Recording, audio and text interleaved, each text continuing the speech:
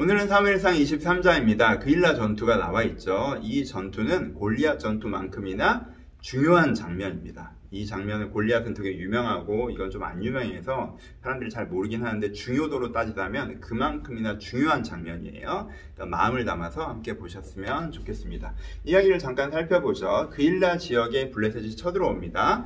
원래 사울이 와서 얘네들을 구해줘야 되죠. 근데 사울은 이것을 국지전으로 판단한 것 같아요. 골리앗이 대대적으로 이스라엘로 몰려오는 게 아니라 그냥 요 지역만 약탈해 가는 거네 라고 판단하고요. 그리고 개입을 안 합니다. 그쵸? 근데 이건 굉장히 사울이 바뀐 거죠. 원래 사울의 왕됨이 표현됐던 게 국지전이 일어나면 이스라엘이 무관심한 거에 대해서 사울이 분노하고 사람들을 끌고 가서 물리치고 이게 사울의 왕됨의 시작이었잖아요. 근데 그일라 지역에 블레셋이 와서 얘들 약탈해 가는데 사울이 개입하지 않아요. 그쵸? 예, 그쵸? 그러니까 그 상황에서 다윗이 어떻게 하죠? 다윗이 기도하죠. 하나님 그일라를 구원하리까? 라고 기도합니다. 제가 가서 싸우겠습니까? 라고 기도하기 때문에 하나님께서 가서 그일라를 구원해라 라고 응답해 주시죠. 이 얘기를 이제 부하들한테 하니까 부하들이 기가 막혀 하죠. 지금 무슨 소리를 하시는 겁니까? 그건 사울이 해야 되는 일이죠. 저희는 도망자잖아요.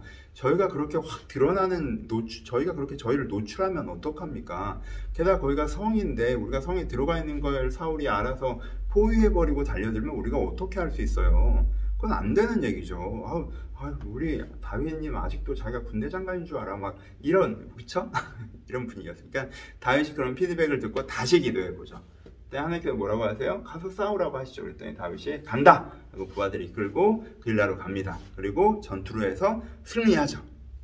승리했지만 사울에게 이 소식이 들리죠. 사울이 이제 다윗을 잡으러 옵니다. 그때 이제 다윗이 다시 한번 기도하죠. 하나님, 제가 여기서 그일라 사람들이 나를 돕겠습니까? 그일라 사람들이 나를 사울에게 넘기겠습니까? 이걸 기도하죠. 이 기도하는 의도를 아시겠죠? 다윗 마음에 그일라를 거점으로 싸워볼까? 라는 마음이 있는 거죠. 그쵸?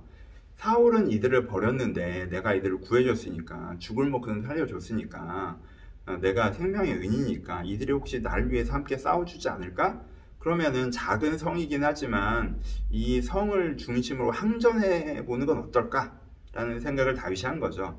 원래 이게 원래 그 전장에서 요새에 있다가 선지자의 말을 듣고 광야에 갔던 장면이 있잖아요. 그러니까 다윗은 좀 요새에 있고 싶어하고 성에 있고 싶어하는 마음이 좀 있었어요. 왜냐하면 광야에서는요, 잡히면 끝이에요. 그렇죠? 그래서 술래잡기 하는 것처럼 탁 치면 끝이란 말이에요. 잡히면 벌판에서 뭐 어떻게 하겠어요? 더 많은 군대한테 죽임을 당할 수밖에 없죠. 하지만 성이나 요새에 있으면 그래도 죽는 거지만 압도적으로 상대가 우위니까 어떨 수 없지만 그래도 한번 싸워볼 수가 있잖아요. 그렇죠? 한번 시도해 볼 수가 있잖아요. 그러니까는 다윗 마음 가운데 하나님께서 그일라로 가서 이들을 구원하라고 하신 것이 나를 위함도 좀 있지 않나?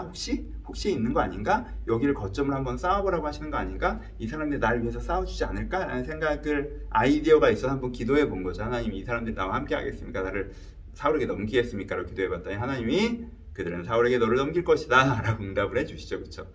걔네들은 네가 목숨을 구해줬다고 널 위해서 싸워주는 그런 애들은 아니야 라고 응답을 해주시니까 다시 네! 하고 알겠습니다 하고 이제 다시 광야로 도망가는 그런 장면이죠. 아마 부하들이 따라가면서 궁시렁거렸을 것 같아요. 제 상상에서는. 그러니까 여기를 왜 와가지고 그거 구해줘봐야 감사한지도 모르는 배은망덕한 애들 구해주겠다고 여기 와서 목숨 걸고 싸우고 죽을 뻔하고 이게 이럴 수도 있죠. 하여튼 그렇게 이제 한 장면이 마무리되고 있습니다. 골리앗 장면처럼 화려함이 없어서 그렇게 유명하진 않아요. 하지만 너무너무 중요한 장면이죠. 왜요? 이 장면이 중요한 이유가 뭡니까? 이것이 다윗이 순종하는 왕의 모습을 정확하게 보여주기 때문에 그래요. 이건 이스라엘 왕은 어떤 존재여야 되죠? 하나님을 섬기는 존재여야 되죠. 하나님께 순종하는 존재여야 돼요. 내가 내 이해관계나 상식으로 판단하지 않고 하나님께 묻고 이스라엘을 위해서 순종하는 것이 이스라엘의 왕이어야 돼요. 다시, 내가 내 이해관계나 상식으로 판단하지 않고 하나님께 묻고 이스라엘을 위해서 순종하는 것이 이스라엘의 왕의 모습이어야 돼요. 그 모습을 정확하게 보여주는 것이 그일라 전투라는 거죠. 이건 사울과 완전 다르죠. 사울과 반대편에 있죠. 사울이 왕에서 날아가는 가장 큰 이유가 뭐예요? 자기 상식, 자기 이해관계로 판단하고 여기에 벗어나지 않는 부분에서만 순종한 거죠. 하나님께서 뭔가 말씀하셔도 자기 이해관계랑 자기 상식에 따라 먼저 판단한다는 거예요. 그렇죠? 그래서 사울이 계속 듣는 얘기가 뭐예요? 순종이 제사보다 낫고, 그렇죠? 순종을 안 한다는 거예요. 순종을 안 한다는 거. 근데 지금 다윗이 어떻게 하고 있어요? 자기 이해관계에 안 좋고, 그렇죠? 부하들이 보기에 상식적이지가 않아도 이게 하나님의 뜻이면, 이스라엘을 위하는 것이면 순종하죠, 그렇죠? 그렇죠? 다윗의 성장하는 모습을 보여줘요. 이전에 다윗은 이렇진 않았죠. 이전에 다윗은 어려운 일이 생기니까 막 자기가 정신이 없어서 막 사무엘 찾아갔다가 막 요나단 찾아갔다가 막 난리 나고 블레셋 갔다가 난리 났잖아요. 근데 그 다윗이 변했어요. 지금 그때보다 상황이 더 안 좋잖아요. 지금 광야에서 여전히 쫓긴단 말이에요. 그때랑 같은 상황이랑 더 안 좋은 상황인데도 마음의 평정심을 가지고 다른 사람이 어려운 일이 있으면 그것에 귀를 기울이고 하나님께 물어보고 순종하고 이렇게 움직인단 말이에요. 그렇죠? 그러니까 이전의 다윗과도 완전히 달라진 모습을 보여주죠. 내 처지가 어렵더라도 그거에 상관없이 내가 이스라엘을 생각하고 하나님께 묻고 하나님께서 말씀하시는 대로 이스라엘에서 순종하는 이런 모습을 보여주고 있습니다. 여러분, 골리앗 때는요, 골리앗 때보다 지금이 더 성숙한 거예요. 골리앗 때는 어떤 거예요? 하나님을 위해서 용감하게 헌신하는 거죠. 그렇죠? 이것도 엄청난 거예요. 근데 이거는요, 내가 하나님의 능력을 100% 확신하기만 하면 할 수 있는 거예요. 왜? 이렇게 싸워서 이기면 나한테도 좋은 일이잖아요. 그렇죠?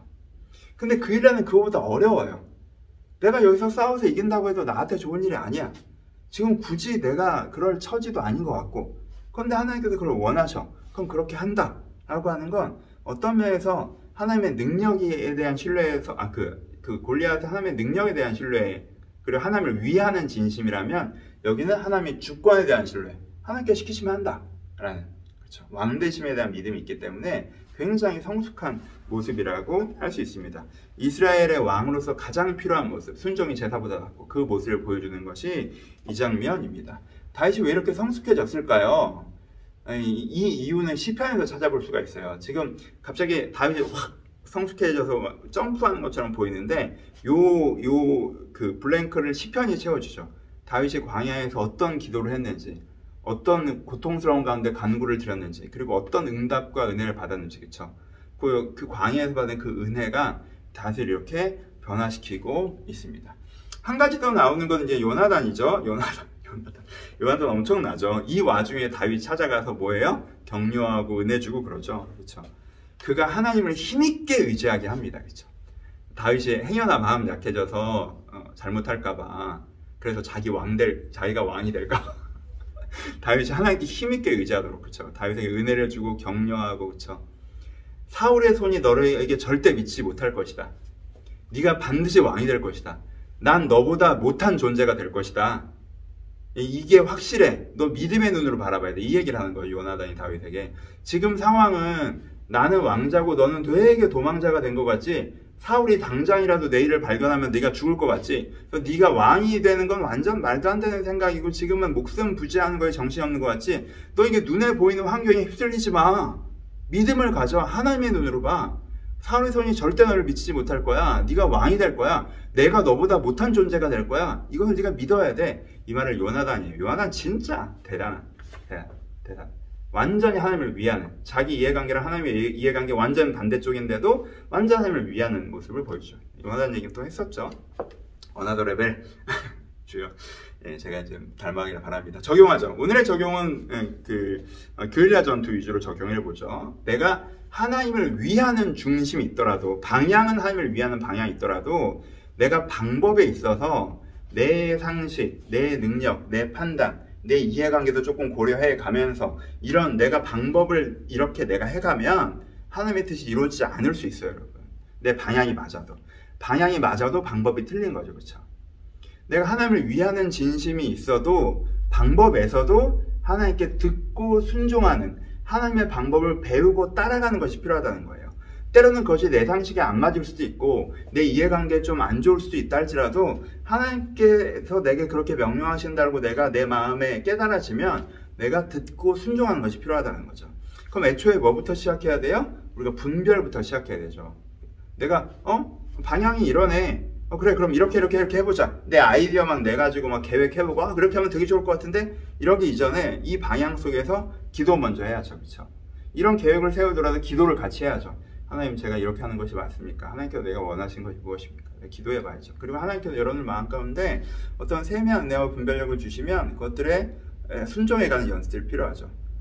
여러분, 우리가 이 방향은 맞고 내 방식으로만 하는 거에 익숙해져서 방법을 하나님의 방법을 하라고요? 전 뭐 기도해봐도 잘 모르겠던데. 그냥 뭐 말씀해 주시면 제가 순종하겠지만 아니죠. 기도하고 분별하는 것부터 배우려고 하셔야죠, 그렇죠? 그래서 우리가 내가 방향만이 아니라 방법으로도 하나님의 방향, 하나님의 방법 듣고 순종하는 순종이 제다보잖아. 요것들을 한번 묵상하시면서 내가 요 두 가지가 된다면 그러니까 정말 나를 통해서 하나님의 일들을 이루어가실 것입니다. 그것이 내 이해관계에 좋은 게 아니고 나를 높이는 것이 아니라도 하나님께 유익한, 하나님께 쓰임받는 삶을 살 수 있을 것입니다. 이 믿음을 가지고 방법에서도 겸손히 듣고 순종하는 우리가 되었으면 좋겠습니다. 감사합니다.